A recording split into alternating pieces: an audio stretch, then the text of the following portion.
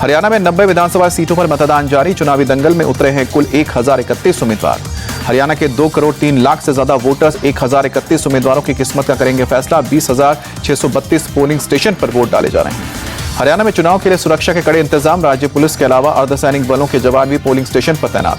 PM Modi ने tweet करके कहा कि सभी मतदाता लोकतंत्र के पर्व में बढ़ चढ़कर हिस्सा लें और नया रिकॉर्ड कायम करें। पहली बार वोट डालने जा रहे युवा साथियों को विशेष शुभकामनाएं। हरियाणा विधानसभा चुनाव को लेकर गृह मंत्री अमित शाह ने एक्स पर पोस्ट किया, लिखा, आपका एक वोट हरियाणा को खर्ची पर्ची और राज भ्रष्टाचार मुक्त रखने का काम करेगा। बीएसपी प्रमुख मायावती ने ट्वीट करके जनता से वोटिंग की अपील की, लिखा, मतदान में बढ़ चढ़कर हिस्सा लें और अच्छे प्रत्याशी को विजयी बनाएं। पहले मतदान फिर जलपान का संकल्प। हरियाणा के सीएम और लाडवा से बीजेपी प्रत्याशी नायब सिंह सैनी ने किया मतदान। अंबाला के एक पोलिंग बूथ पर वोट डाला। मतदान के बाद बोले सीएम सैनी, सभी लोग मतदान जरूर करें। हरियाणा में बीजेपी की सरकार बन रही है। 10 साल में डबल इंजन की सरकार ने जबरदस्त काम किया।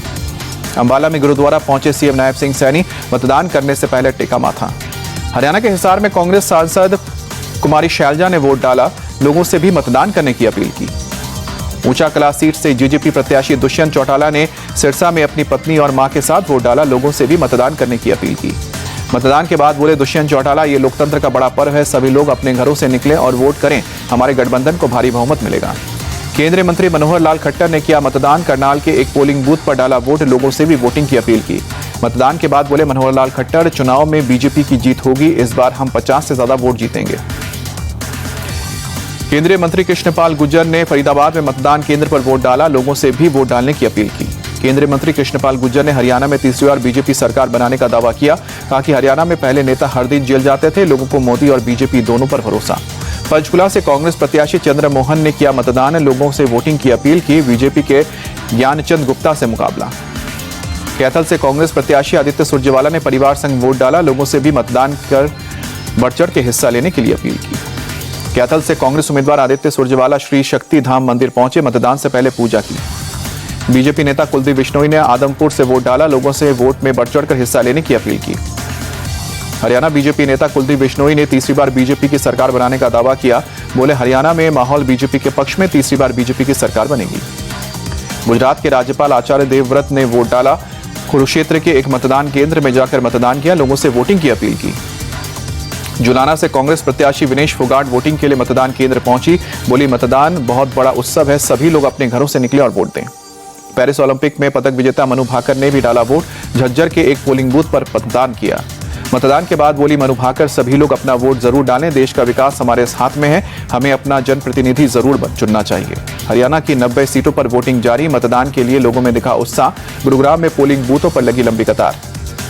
कैथल में भी मतदान के लिए वोटर्स का जोश हाई। मतदान केंद्रों पर सुबह से ही लगी लंबी कतार। पीएम मोदी का आज महाराष्ट्र दौरा। वाशिम, ठाणे और मुंबई के 1 दिवसीय दौरे पर 56,100 करोड़ की परियोजनाओं का उद्घाटन और शिलान्यास। पीएम मोदी वाशिम में 11:30 बजे बंजारा विरासत म्यूजियम का उद्घाटन करेंगे। 12 बजे कृषि और पशुपालन से जुड़ी 23,300 करोड़ की परियोजनाओं की शुरुआत करेंगे।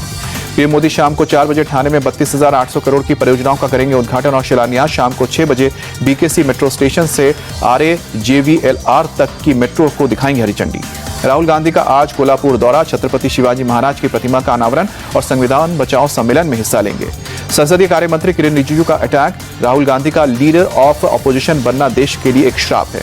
बीजेपी विधायक नितेश राणे ने फिर दिया विवादित बयान। कहा कि हिंदुओं को नवरात्रि करने से रोका तो मस्जिद के सामने महाआरती करूंगा। नितेश राणे के बयान पर भड़के AIMM नेता वारिस पठान। कहा कि घटिया पब्लिसिटी के लिए सस्ती बातें कर रहे हैं। स्वतंत्रता सेनानी बाजी राउत की आज जयंती। भुवनेश्वर में केंद्रीय मंत्री धर्मेंद्र प्रधान ने पुष्पांजलि अर्पित की। शारदीय नवरात्र का आज तीसरा दिन। दिल्ली के छतरपुर मंदिर में उमड़ा भक्तों का सैलाब। दर्शन के लिए लंबी कतार। दिल्ली के कालकाजी मंदिर में श्रद्धालुओं की भीड़। नवरात्र के तीसरे दिन भक्तों ने पूजा अर्चना की।